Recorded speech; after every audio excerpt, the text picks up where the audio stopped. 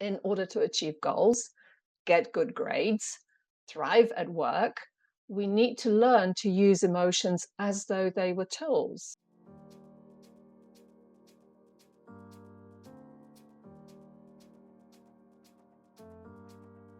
Hi, I'm Hedvig from Gallery Teachers. Welcome to our channel. If you are an English teacher or considering becoming one, make sure that you subscribe to our channel and hit the notification bell for our weekly TEFL teaching tips. Emotions play a crucial role in the teaching learning process.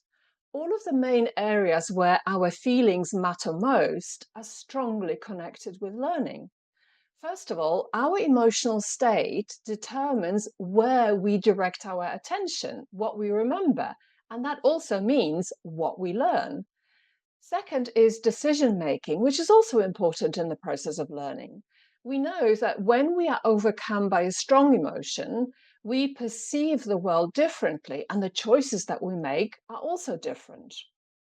Third is our social relations. What we feel and how we interpret other people's feelings sends signals to approach or avoid, to build relationships or not.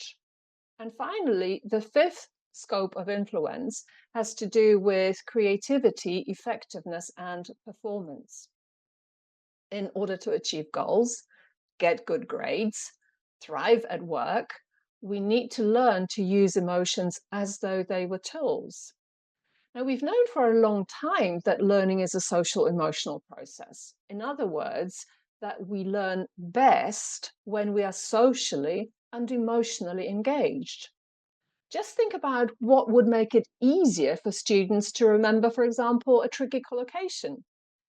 If you let them work together on a context which will evoke emotions in them, you can bet that they will remember that collocation forever. When we stop to think about emotions, we realize that we feel all the time, even in our dreams.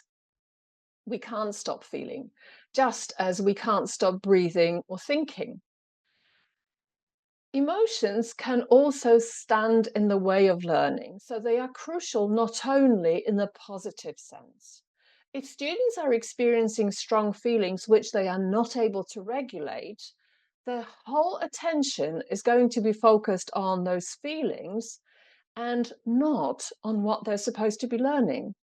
And so it's our responsibility as teachers to facilitate the learning process also by helping our students regulate their emotions successfully.